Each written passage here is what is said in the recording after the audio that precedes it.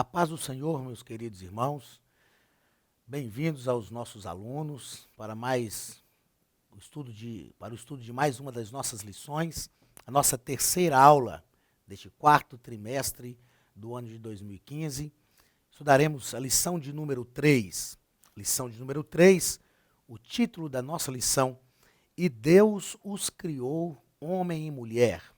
Lição ministrada no domingo, será ministrada no domingo, dia 18 de outubro de 2015. É uma grande alegria, um prazer estarmos juntos novamente. Estaremos por mais alguns minutos ministrando a palavra de Deus através desta lição. Nós esperamos que, mais uma vez, o Espírito Santo fale ao seu coração de forma poderosa e que nós possamos desfrutar de momentos de aprendizado e de crescimento na presença de Deus. O texto áureo da nossa lição: E de um só fez toda a geração dos homens para habitar sobre toda a face da terra, determinando os tempos já dantes ordenados e os limites da sua habitação. Atos, capítulo 17 e o versículo de número 26. A verdade prática nos diz o seguinte: Deus nos criou à sua imagem e semelhança, para que o amemos e vivamos para a sua glória. Mais uma vez, nós queremos enfatizar que essa verdade prática é a verdade em torno da qual todo o assunto da lição vai girar. Para essa nossa terceira lição, o objetivo geral vai nos dizer que evidenciar o fato é o que nós, como professores, devemos fazer. Esse é o nosso objetivo geral. Atente também para os objetivos específicos da lição, mas o nosso objetivo geral é evidenciar o fato de que Deus criou o homem e a mulher. Nós estudamos na lição de número 2 sobre a criação de Deus. Falamos das teorias da criação, falamos das teorias da evolução, mostramos dentro da teoria, não só teoria, mas doutrina da criação, falamos sobre a teoria do deísmo e do teísmo, aprendemos que Deus fez todas as coisas e nessa nossa terceira lição nós iremos falar da coroa da criação de Deus, o ser humano, homem e mulher que Deus criou para a sua glória. Algumas considerações são pertinentes, antes mesmo de entrarmos na nossa lição em si. Algumas considerações são pertinentes. Muitas vezes, em sala de aula, os alunos já me perguntaram: por que Deus criou o homem? O que Deus queria ao criar o homem? Eu sempre digo que nós temos duas perguntas muito importantes a fazer nesse quesito. A primeira é: por que Deus criou o homem? E a segunda é: para que Deus criou o ser humano? Com qual objetivo realmente Deus criou o ser humano? Para a primeira pergunta, por que Deus criou o ser humano? Nós ouvimos já muitas respostas. Deus criou o ser humano para adorá-lo, Deus criou o ser humano para demonstrar o seu poder, Deus criou o ser humano para completar a sua criação. Mas, meu querido, por que realmente Deus criou o ser humano? Nós entendemos que por que Deus criou o ser humano é diferente de para quê. Para que o objetivo, o porquê foi a causa que levou Deus a criar o ser humano. Deus criou o ser humano por causa do seu amor. Então, por que Deus criou o ser humano? Por causa do seu amor. Como entender isso? Como entender que Deus criou o ser humano por causa do seu amor? A palavra de Deus nos diz, não que Deus tem amor, mas a Bíblia nos diz que Deus é amor. Deus é a própria essência do amor. E tudo o que Deus faz está baseado no seu amor. Quando Deus projetou, planejou, como nós falamos na aula de número 2, falamos sobre a diferença de criar e de executar a criação. Quando Deus criou, então, na sua mente, quando Deus planejou o ser humano, Deus fez isso por causa do seu amor. Nós vamos aprender nesta lição que, ao criar o homem, Deus manifesta o seu amor incondicional. Mas e para a segunda pergunta que nós falamos, para que Deus criou o ser humano? Aí sim nós diríamos, Deus criou o ser humano para adorá-lo. Não é? É o que nós sempre ouvimos, é o que eu já ouvi muitas vezes. Na verdade, até já ensinei. Mas quando nós estudamos de forma um pouco mais profunda a criação do ser humano, do homem e da mulher, nós vamos perceber que Deus não criou o ser humano com este objetivo de adorá-lo. Nós precisamos ter cuidado ao afirmar que Deus criou o ser humano para adorá-lo, porque se nós assim acreditarmos, nós pensaremos algumas coisas, teremos algumas possibilidades. Primeira, Deus precisa de alguém para adorá-lo? Porque se Deus criou o ser humano para adorá-lo, nós precisamos automaticamente admitir que Deus precisa de alguém para adorá-lo. E aí, inconscientemente, nós afirmamos que se Deus não for adorado, ele não se sente Deus. Na verdade, essa ideia foge totalmente à realidade da existência do ser de Deus. Deus é Deus e ele sabe disso. Deus não tem dúvida do que ele é. Ele mesmo, na sua palavra, nos afirma dizendo, eu sou, e nenhum Deus comigo. Se Deus for adorado, ele é Deus. Se Deus não for adorado, ele continua sendo Deus do mesmo jeito. Deus não criou o ser humano para adorá-lo, demonstrando uma deficiência do seu caráter, de querer ser adorado. Não, não foi para isso que Deus criou o ser humano. Mas por que então Deus criou o ser humano? Ou para que? O porquê nós respondemos, não é? Deus criou o ser humano por causa do seu amor. Para que então Deus criou o ser humano? Nós aprendemos e podemos afirmar, defender isso com provas bíblicas e teológicas, que Deus criou o ser humano para o relacionamento. Isso mesmo. Deus criou o ser humano para o relacionamento. Eu sei que diante dessa afirmação você pode me fazer outra pergunta. Mas Deus já não se relacionava com anjos, arcanjos, querubins, serafins, com hostes celestiais? Sim, é verdade. Deus se relacionava. Porém, somente para o ser humano Deus disse, façamos conforme a nossa imagem e conforme a nossa semelhança. Veja bem, eu não estou dizendo que o ser humano não deve adorar a Deus. Não é isso. Mas nós precisamos entender o seguinte fato. Deus criou o ser humano para o relacionamento. Deus sempre buscou o relacionamento. Desde o Éden, Deus buscou o relacionamento com o ser humano. Meu amigo, Deus quer se relacionar com você. Caro professor, ensine, enfatize isso para os seus alunos. Diga a eles que o maior desejo de Deus é se relacionar com eles. Eu costumo afirmar que se o meu relacionamento com Deus não for importante para mim, ele é. Mas se você não acreditar que o seu relacionamento é importante para você, relacione-se, busque o relacionamento com Deus, porque o seu relacionamento é importante para Deus. Deus quer se relacionar com você. Desde o livro de Gênesis, Deus estava no Éden, todos os dias, falando com Adão, falando com Eva. Este relacionamento foi quebrado, porém o relacionamento é tão importante para Deus, que lá no Éden ele prometeu que Jesus Cristo, seu Filho, viria para restaurar este relacionamento.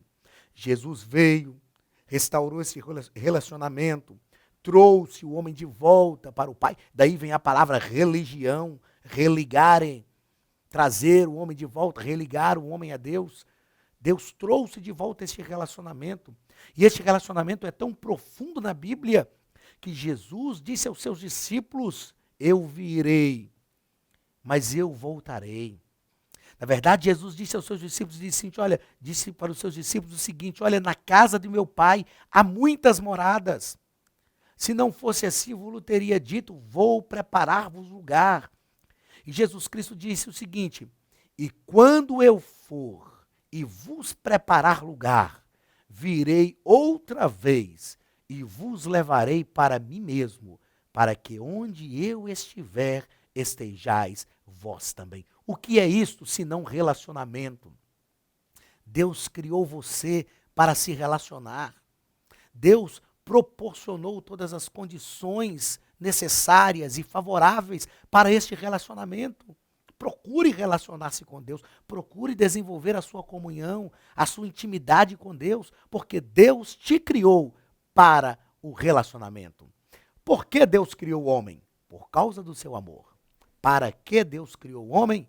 Para o relacionamento.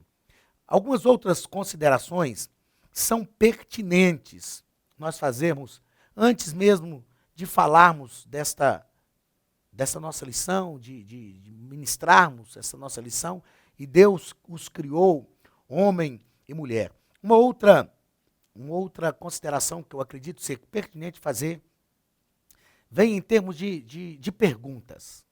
Se você fosse criar algo que te daria vários problemas, você criaria? Você faria alguma coisa se soubesse que o que você está fazendo agora lhe daria alguns problemas ou vários problemas no futuro? Eu tenho certeza que não. Tenho certeza que a resposta é não. Agora, por que mesmo sabendo que o ser humano iria falhar? Mesmo sendo presciente, e a presciência de Deus nos ensina que Ele conhece todas as coisas. Ciência, a palavra ciência significa conhecimento, e pré é um conhecimento prévio, conhecimento antes que as coisas aconteçam. Deus conhece tudo, Deus conhece todas as coisas. Antes de criar o ser humano, Ele já sabia que o ser humano iria pecar. Agora, porque mesmo sendo presciente, Deus criou o ser humano. Esta sim é a maior prova de amor incondicional. Eu disse e afirmo que se eu, e eu tenho certeza que se você também soubesse que algo te traria um grande problema no futuro, você não criaria isto, mas Deus sabia. Deus nos criou como a maior prova de amor incondicional. Pensemos o seguinte, para você entender muito bem o que eu quero dizer, eu gosto sempre de propor uma metáfora, uma parábola, digamos assim, que é o que Jesus fazia. Eu sou casado com a irmã Elaine há 19 anos. Eu tenho 23 anos de relacionamento com a Elaine. Imagine que, e eu tenho certeza que o amor que eu tenho por ela hoje é maior do que o amor que eu tinha quando nós nos conhecemos. Há 23 anos estamos nos relacionando maritalmente, pelos vínculos do matrimônio, estamos há 19 anos juntos, resultaram 3 filhos, a Axa, o Benhur e a Damaris, que são bênçãos de Deus na nossa vida. Imagine se eu chegasse na minha casa hoje e dissesse para a Elaine, olha, eu te amo tanto, mas tanto, que a partir de hoje você não vai sair de casa. É só uma metáfora, hein?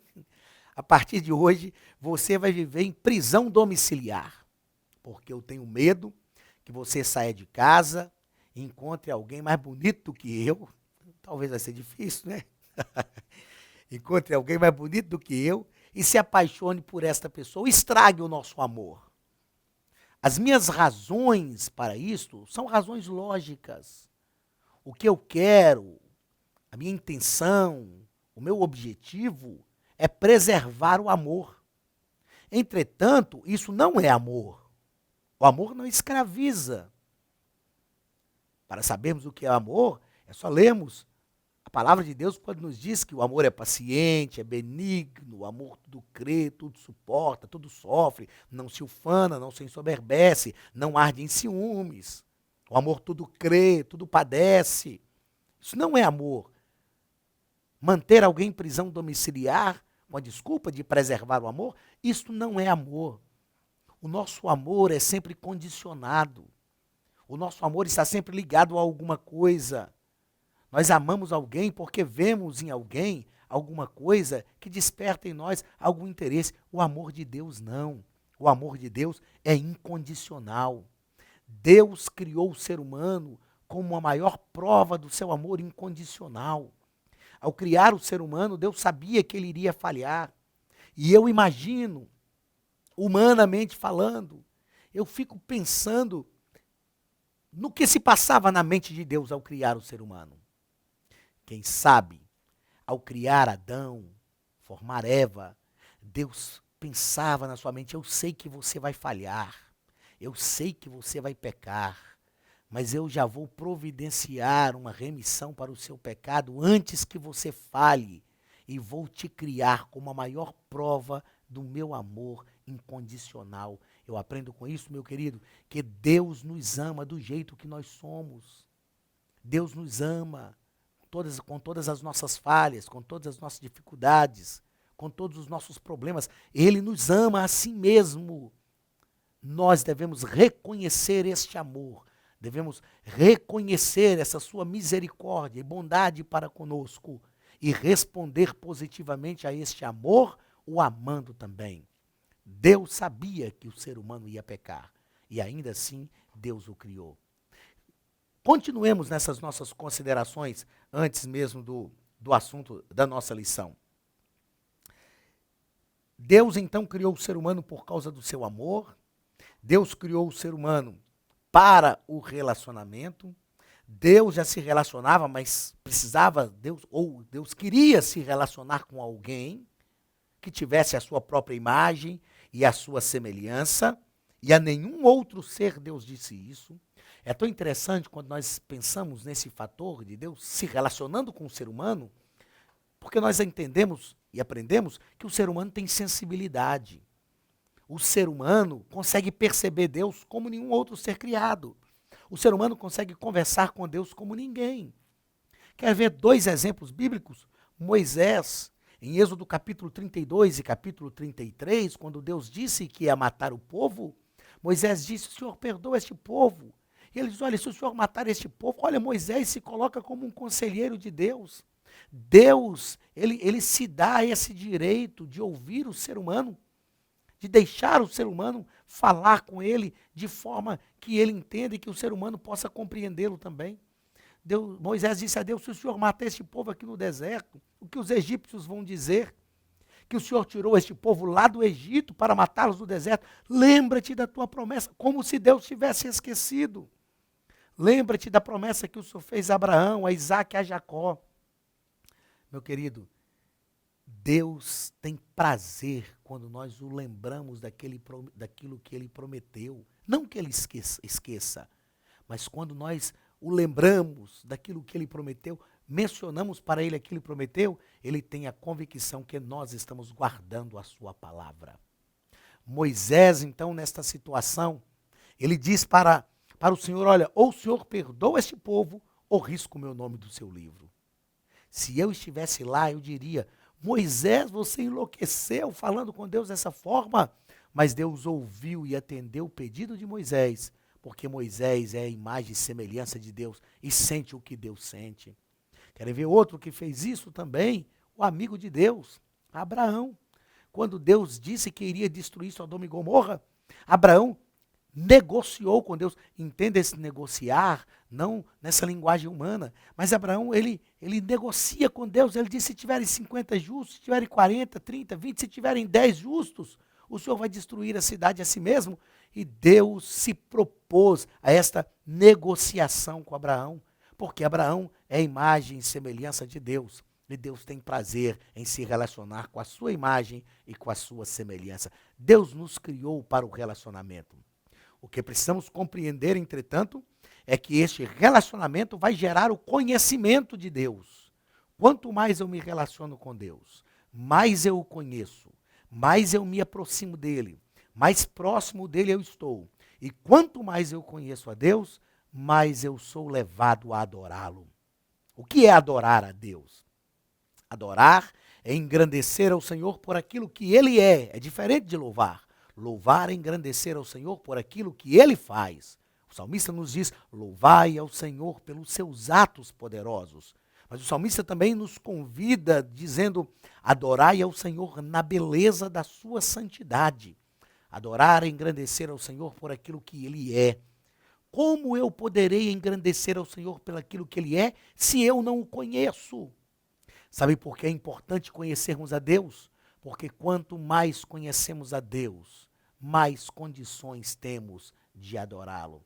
Meu querido aluno da nossa academia de pregadores, Você tem uma oportunidade, através desta academia, através dos cursos disponibilizados por esta academia, você tem uma oportunidade não só de se tornar um teólogo, você tem a oportunidade não só de aprimorar os seus conhecimentos, mas você tem a oportunidade de conhecer a Deus melhor.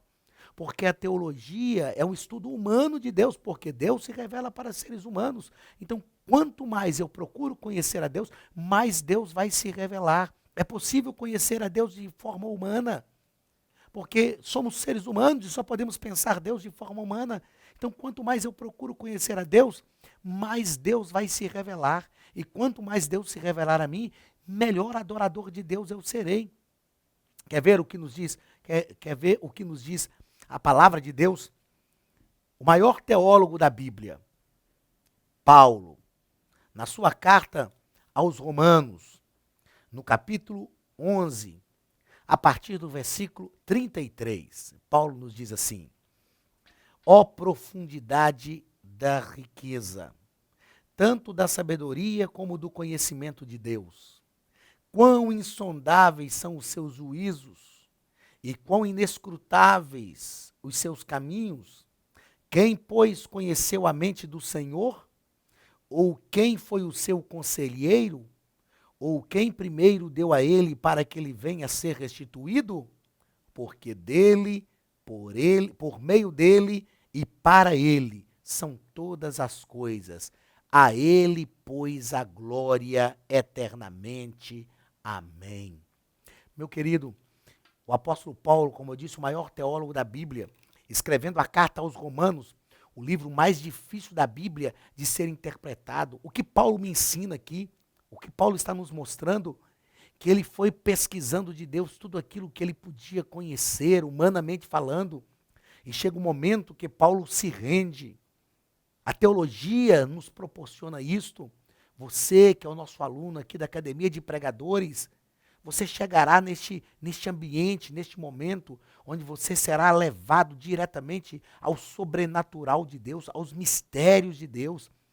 E Paulo, quando é levado diante desses mistérios de Deus, ele se rende em adoração. Ele está dizendo, ó profundidade da riqueza, tanto do conhecimento quanto da sabedoria de Deus. Quem conheceu a mente do Senhor? Quem foi o seu conselheiro? E ele diz, quão insondáveis são os seus estatutos, quão inescrutáveis os seus caminhos. Por que são inescrutáveis? Porque ele pesquisou, mas ele chegou num momento que ele não conseguiu avançar mais, porque ele estava diante da grandeza de Deus, dos mistérios de Deus. E Paulo se rende simplesmente em adoração cultica, dizendo, porque dele, por meio dele e para ele são todas as coisas. A ele, pois, a glória eternamente. Amém. Glórias a Jesus.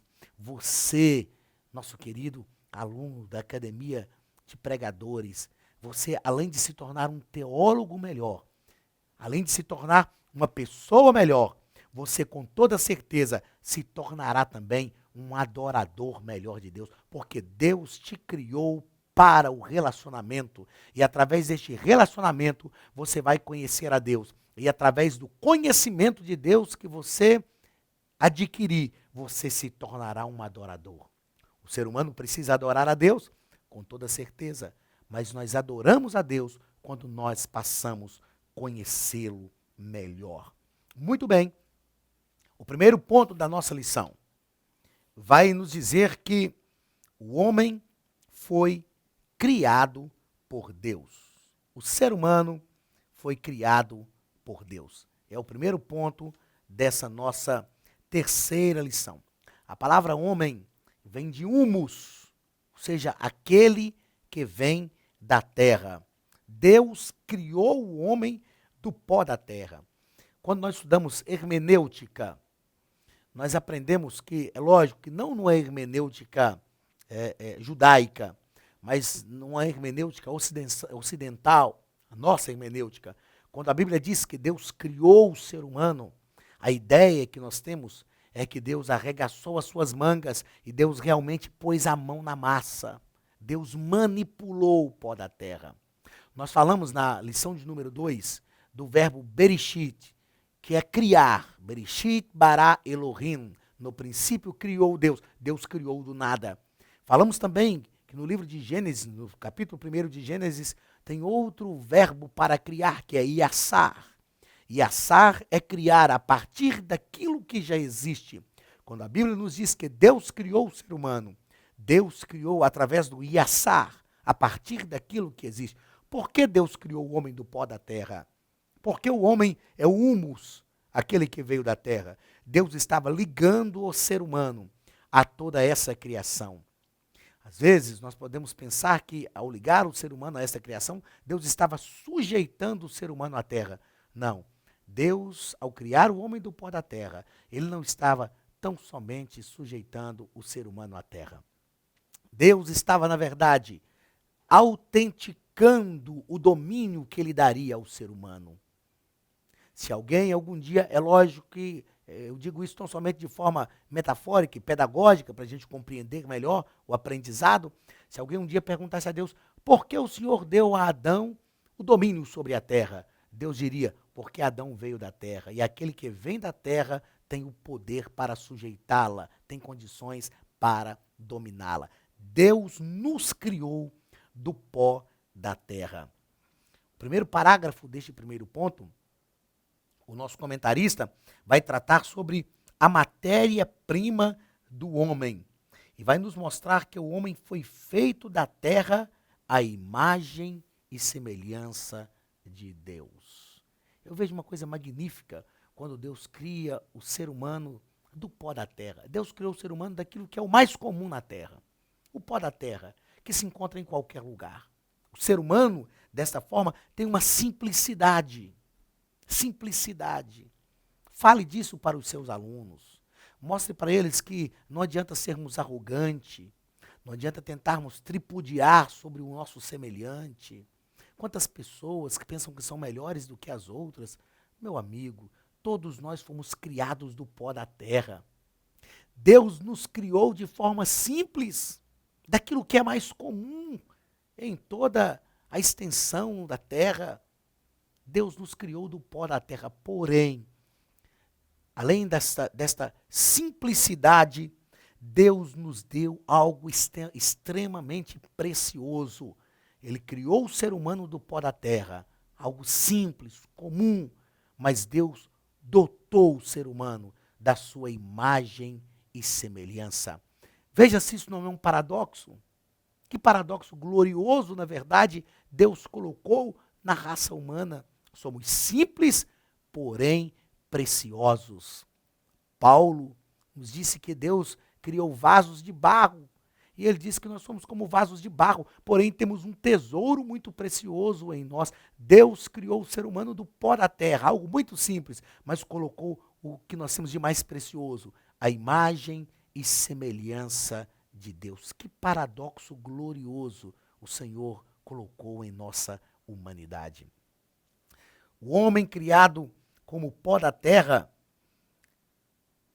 ele vai nos mostrar, vai nos deixar claro, Deus está nos ensinando, como diz Ralph Smith, no seu livro Teologia do Antigo Testamento, que há um abismo muito grande entre Criador e criatura. Há um abismo muito grande. Ele é o Criador, nós somos as criaturas. Ele é Deus, nós somos seres humanos. Ele é eterno, nós somos passageiros. Nós temos a sua imagem e semelhança, mas ele é a própria essência dessa imagem e semelhança que nós temos. Deus criou o homem do pó da terra. A matéria-prima foi o pó. Deus podia ter criado o homem do ouro, de tantos metais preciosos, mas Deus nos criou de algo tão comum para que a sua imagem e semelhança nos plenificasse e fizesse de nós verdadeiros seres humanos, a coroa da criação de Deus, prontos para se relacionar com o Altíssimo. O segundo parágrafo deste primeiro ponto vai nos falar sobre o sopro divino.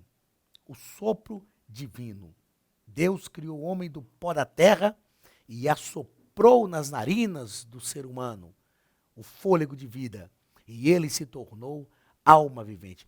Assim como nós já mencionamos na lição de número 2, na aula de número 2, quando a Bíblia nos diz que Deus assoprou nas narinas do homem o fôlego de vida, o texto que a língua grega vai utilizar é o theopneustos. O theopneustos aqui quer dizer o hálito de Deus. A tradução mais própria para esse texto seria a bafejada de Deus. É lógico, eu sei que esse termo bafejada tem um sentido pejorativo na nossa língua, mas essa bafejada quer dizer o hálito, ou seja, a essência de Deus. Quando Deus soprou nas narinas do homem o fôlego de vida, a vida que estava em Deus, a origem de toda a vida, passou a existir também dentro do ser humano. O dom da vida foi dado pelo próprio Deus, foi uma essência do próprio Deus que perpetuou o ser humano. Isso não nos torna deuses, mas isso faz de nós imagens e semelhança de Deus. Deus nos participou.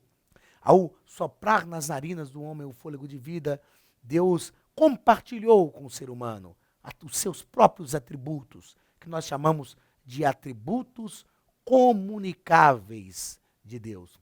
Com toda certeza, aqui na nossa Academia dos Pregadores, você vai poder fazer cursos teológicos. Dentre esses cursos, nós vamos estudar a teologia, ou teologia própria, ou doutrina sistemática do ser de Deus, ou como alguns teólogos chamam, e eu prefiro chamar de teontologia, que é a doutrina do ser de Deus. E aqui na Academia dos Pregadores, você vai aprender sobre os atributos comunicáveis e os atributos incomunicáveis de Deus. Quando Deus soprou nas narinas do ser humano o fôlego de vida, Deus comunicou os seus atributos ao ser humano. O ser humano, o homem, o ser humano, ele é temporal, porém eterno. O que é algo eterno? Eterno é aquilo que tem início e não tem fim. Você poderia então me perguntar, mas Deus não é eterno? Não, Deus não é eterno.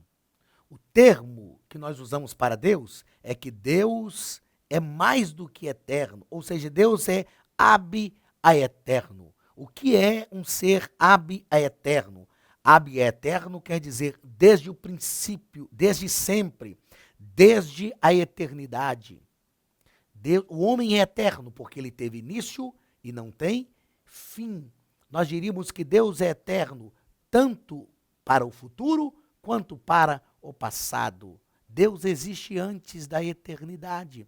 Como eu já disse, na matéria de teontologia, nós estudamos sobre isso.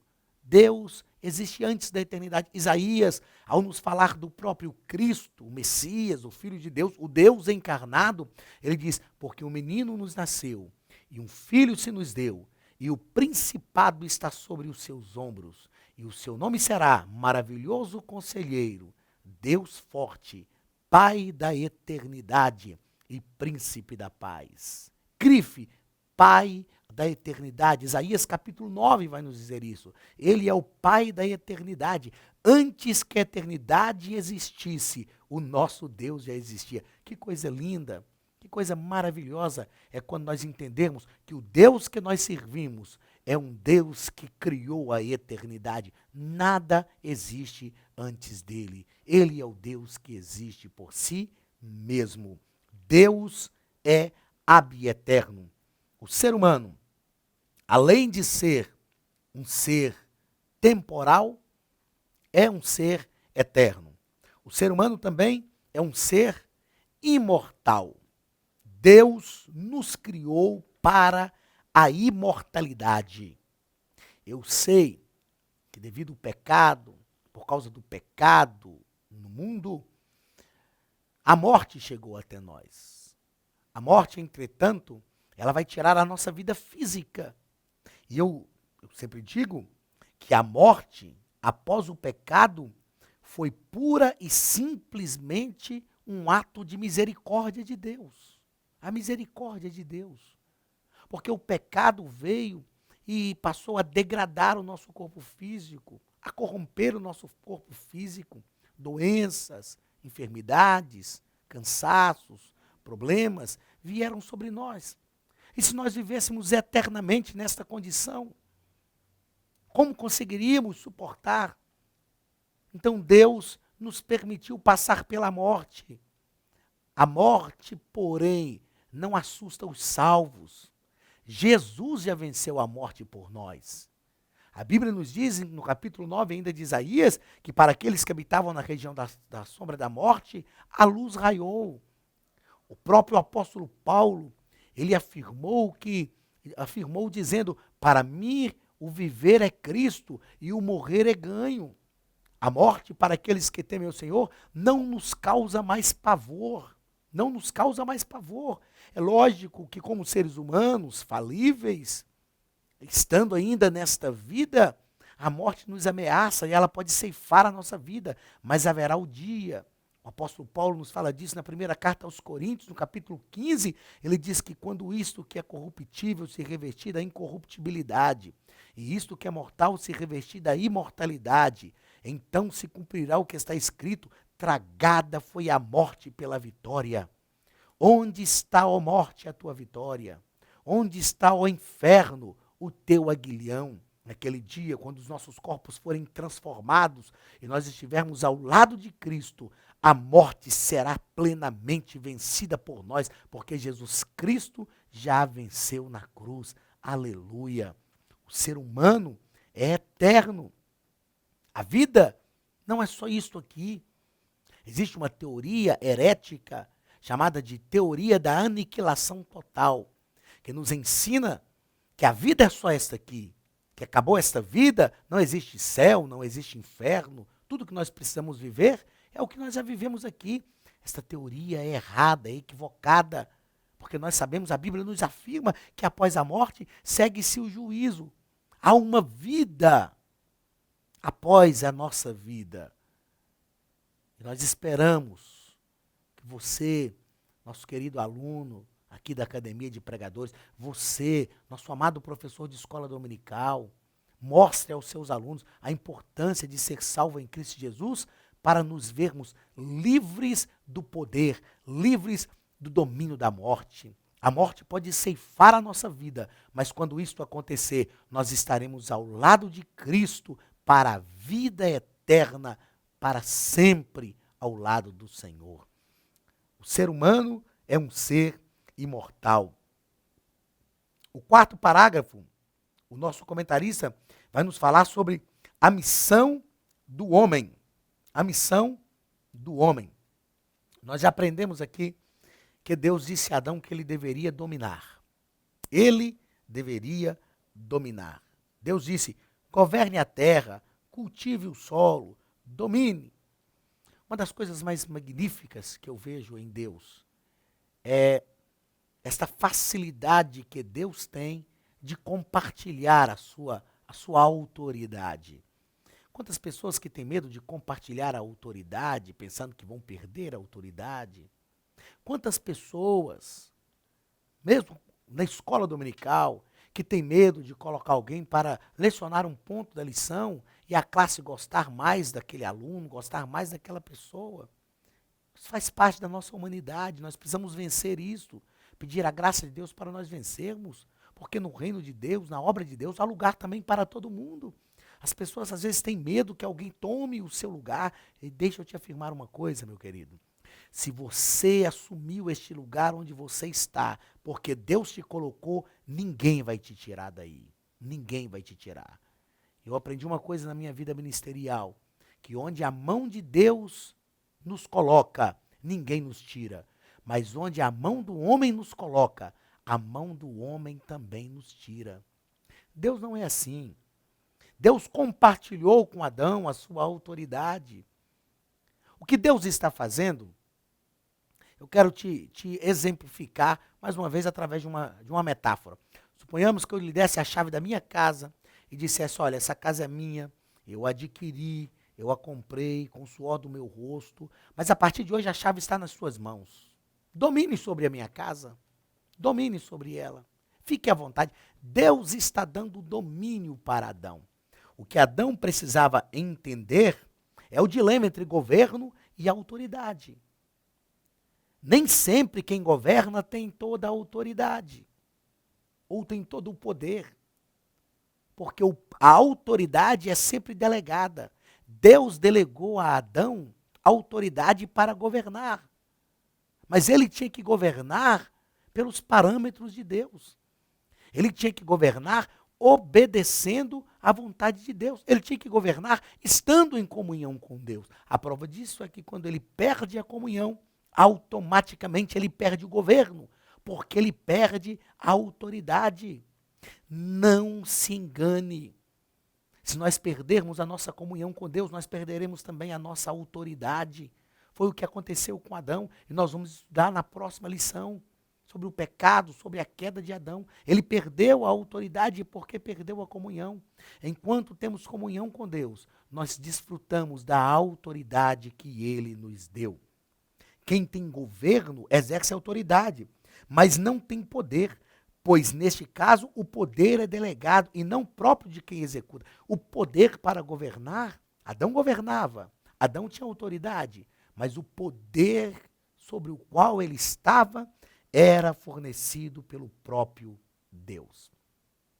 E o Éden, o lugar onde Deus colocou Adão? A Bíblia nos diz que Deus plantou um jardim no Éden. Deus plantou um jardim no Éden. O projeto de Deus não era para que o homem ficasse no Éden. Quando o Senhor formou o homem e a mulher, o Senhor disse: sede fecundos, multiplicai-vos e enchei a terra. O projeto de Deus era para que o homem povoasse toda a terra, toda a terra. E Deus disse isso para Adão. Em outra situação, em Gênesis também, Deus assevera, Deus demonstra essa sua vontade. Quando Noé sai da arca, Deus manda que eles povoassem toda a terra também. E o homem começou a construir uma torre para se agrupar e tornar o seu nome célebre. É o que nós conhecemos como o fato da Torre de Babel. E Deus confundiu a língua deles para que eles se espalhassem e povoassem toda a terra. Se o desejo de Deus, se o projeto de Deus é que o homem povoasse toda a terra, por que um jardim no Éden? O jardim seria o lugar da comunhão. O jardim seria o lugar onde humanidade e Deus estariam unidos. O jardim seria o lugar onde, junto de Deus, naquela comunhão cotidiana, naquela comunhão diária, Adão e Eva iriam aprender princípios, iriam absorver princípios divinos, para através desses princípios divinos dominarem toda a terra. Meu querido, Deus deseja ter conosco um lugar de comunhão. Deus tem um Éden para a sua vida, um jardim, um lugar de repouso, um lugar de descanso. Quem sabe em meio a tantas tempestades, quem sabe em meio a tantos problemas, a tantas dificuldades, quem sabe em meio a este senso de crise que está se implantando na nossa nação. Mas, pastor, a nação não está em crise, estamos vivendo sim uma crise econômica, mas os céus não estão em crise. Em meio a toda essa turbulência, nós precisamos de um Éden, um lugar de comunhão, e Deus quer ter com você um lugar de comunhão. Querido professor, deixe isso claro para os seus alunos. Deus sempre busca um Éden, um lugar de comunhão, para estar conosco, a sós. E neste lugar é o lugar que nós desfrutaremos da sua presença. Este lugar é o lugar onde nós aprenderemos princípios divinos, para que toda a nossa vida seja permeada por esses princípios divinos. Que o Espírito Santo fale fortemente isso ao seu coração e que o Senhor te conduza a este lugar de comunhão. O segundo ponto da nossa lição, o comentarista vai tratar sobre a criação da mulher. A criação da mulher. É necessário nós compreendermos, diante da criação da mulher, diante dos fatos ou dos relatos bíblicos da criação da mulher, que Deus criou o homem e ato contínuo criou a mulher.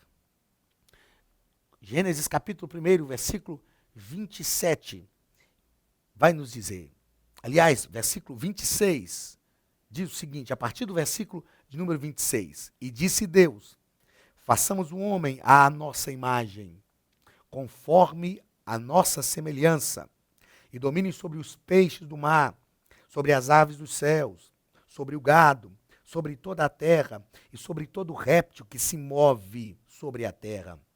Olha o versículo de número 27, que ele é muito importante para esse entendimento. E criou Deus o homem à sua imagem. A imagem de Deus o criou, macho e fêmea. E tem uma versão que diz, homem e mulher os criou. Perceba a continuidade dos relatos bíblicos no versículo 28. E Deus os abençoou. Deus não abençoou só o homem. Aqui está no plural. Deus os abençoou. E Deus lhes disse aos dois. Não foi a um só. Frutificai, multiplicai-vos e enchei a terra e sujeitai-a. Deus está dizendo a Adão e Eva.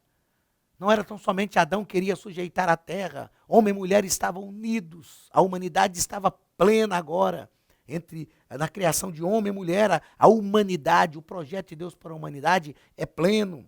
Sujeitai-a e dominai os peixes do mar e sobre as aves dos céus e sobre todo animal que se move sobre a terra. E disse Deus, eis que vos tenho, está no plural, Deus está falando a Adão e Eva, eis que vos tenho dado toda a erva que dá semente e que está sobre a face de toda a terra, e toda árvore em que há fruto, de árvore que dá semente, ser-vos-ão para mantimento, e todo animal da terra, e todas as aves do céu, e todo réptil da terra, em que há alma vivente, toda a erva verde, lhe será para mantimento, e assim foi. E o texto, a sequência do texto bíblico, no versículo 31, nos diz o seguinte, e viu Deus tudo quanto tinha feito, e eis que era muito bom, e foi a tarde e a manhã do dia sexto. Nós precisamos entender uma coisa que é uma condição sine qua non, uma condição sem a qual nós não conseguiremos compreender bem a criação da mulher.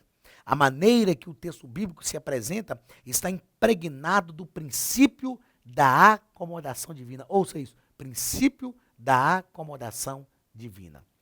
O que eu quero dizer? O que é esse princípio? Quando o texto bíblico nos diz que viu Deus, que para Adão não se achava uma adjuntura, o texto não está querendo nos mostrar que Adão estava sozinho, solitário. O comentarista da lição nos coloca isso aqui no primeiro parágrafo deste primeiro ponto, a solidão do homem.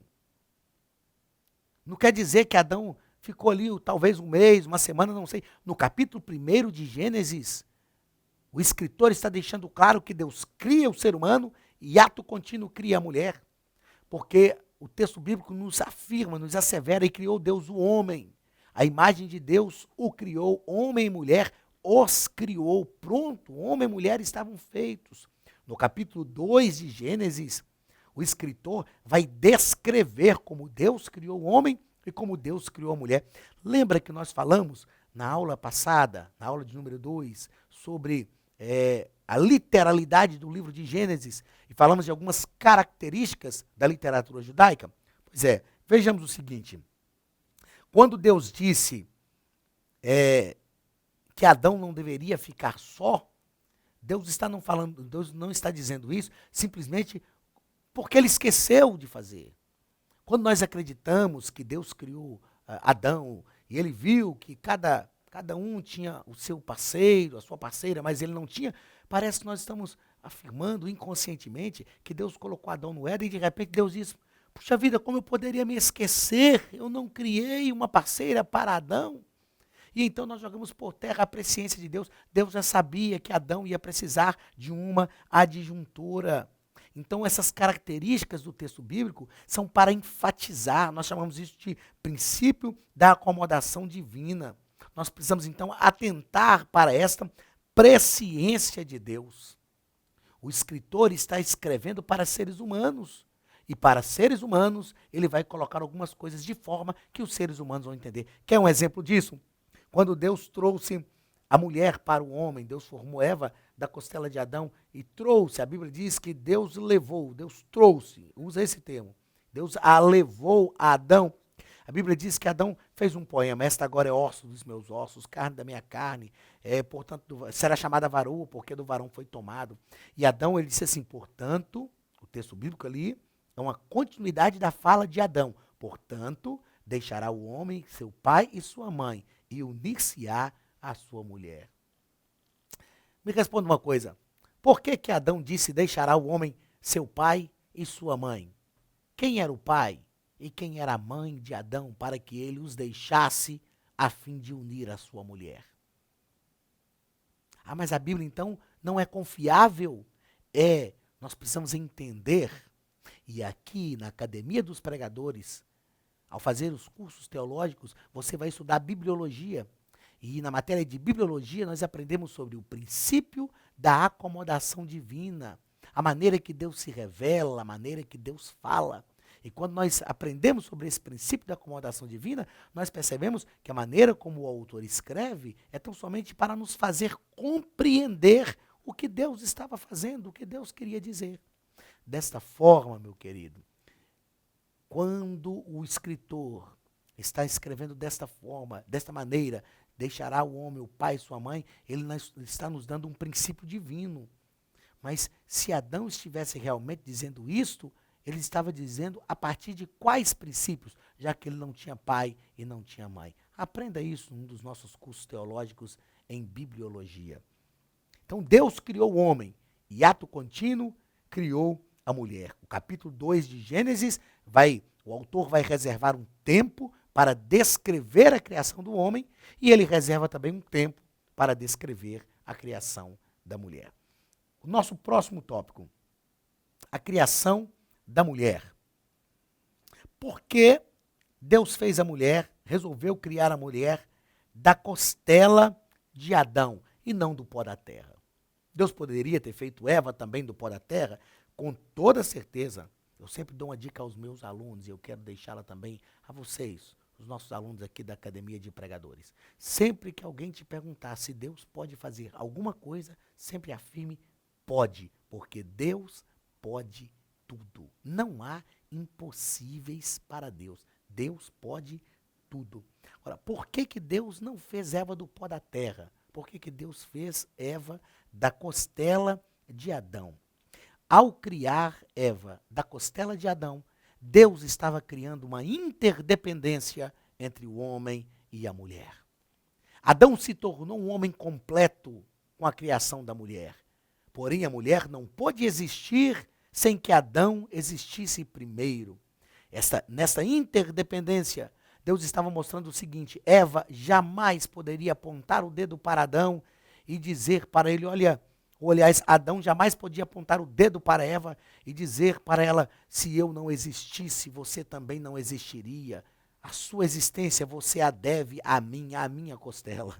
Porque Eva diria para Adão, se eu não existisse, você, Adão, não seria um homem completo. Mas Eva também nunca poderia dizer para Adão, Adão, se não fosse a minha existência na sua vida, você não seria ninguém. Você não seria um homem completo. Porque Adão iria responder para Eva, mas se eu não existisse, minha querida, você não passaria a existir. Deus estava criando uma interdependência entre homem e mulher, para que eles se completassem, vivessem unidos no Éden, o paraíso que Deus criou.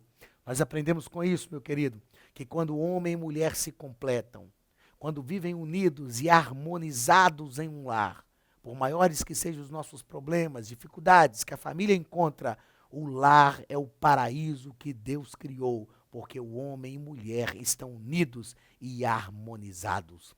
Deus criou o Éden para que houvesse harmonia entre homem e mulher. E juntos, como nós já lemos no texto anterior, juntos eles dominariam. Não sozinho, não Adão sozinho, não Eva sozinha, mas juntos, seres humanos completos, eles dominariam o Éden. Terceiro parágrafo, a principal característica da mulher. Deus criou Eva a fim de que ela estivesse do lado de Adão, auxiliando com sabedoria e prudência. Às vezes, algumas irmãs, professoras que estão nos ouvindo, algumas alunas, podem dizer, mas isso diminui a mulher. Não, Muito pelo contrário. Isso dá à mulher um papel fundamental.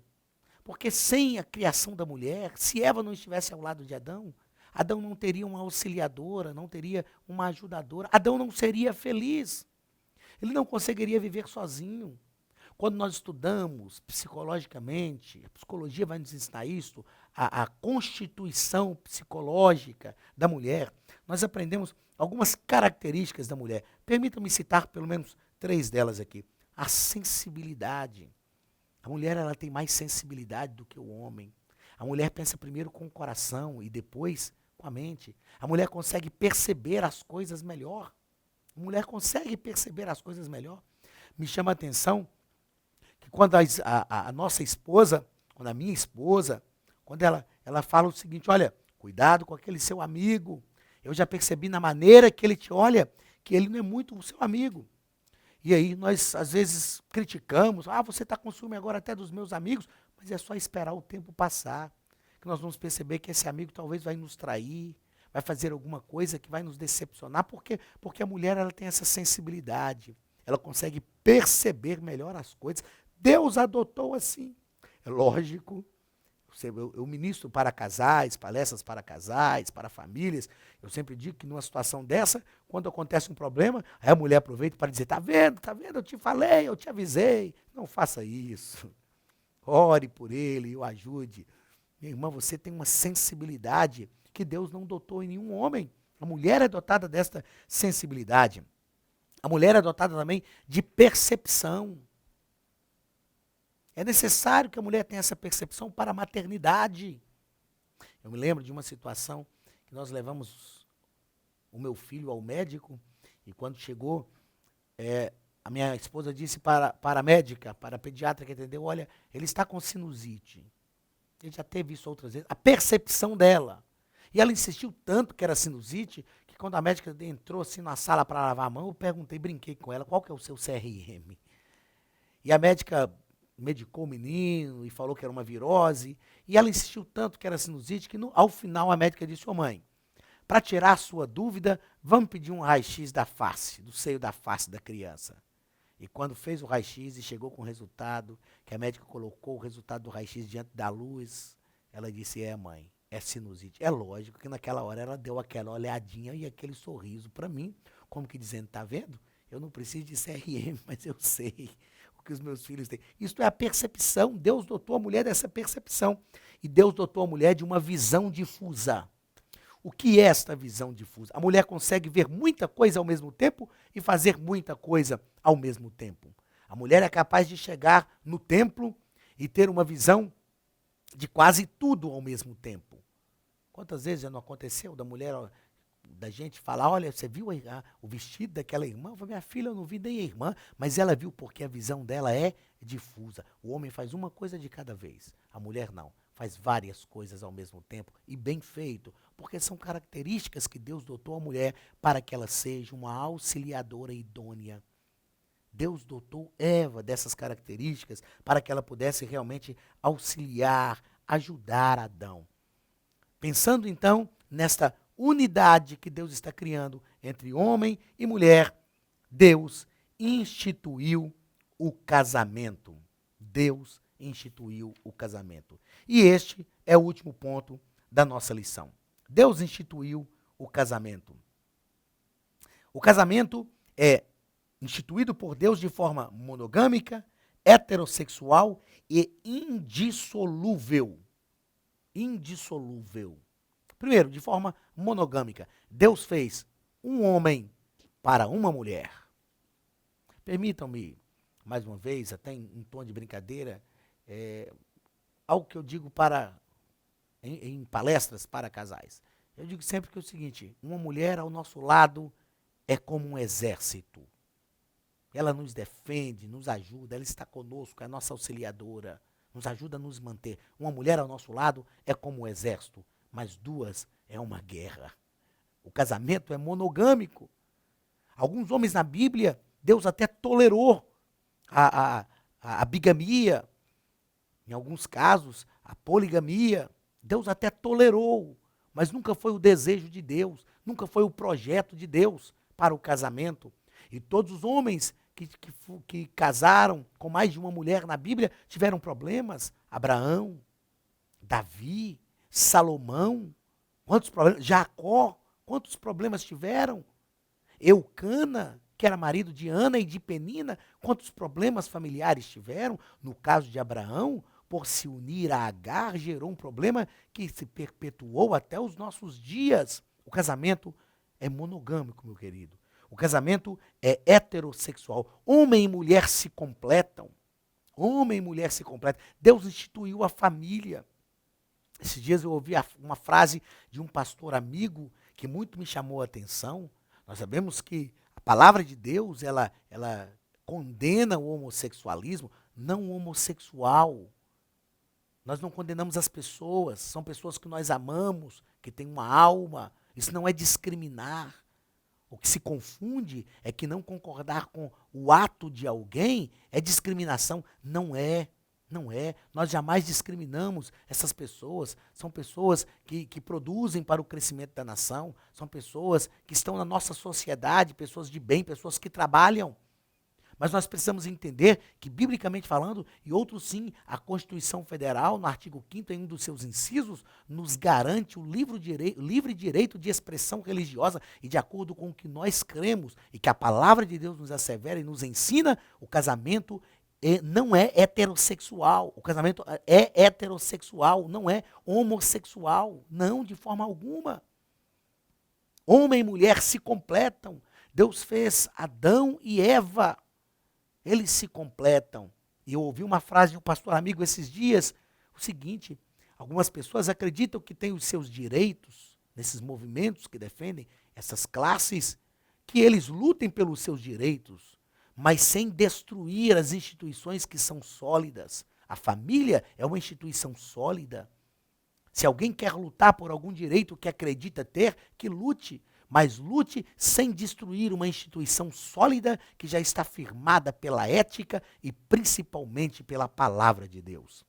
O casamento é indissolúvel. Indissolúvel. Eu sei que ocorrem situações, ocorrem divórcios, e quem somos nós, professores, mestres da Academia de Pregadores, para criticarmos o que aconteceu na vida de alguém? Não estamos aqui para isso, mas o ideal de Deus é que não haja o divórcio.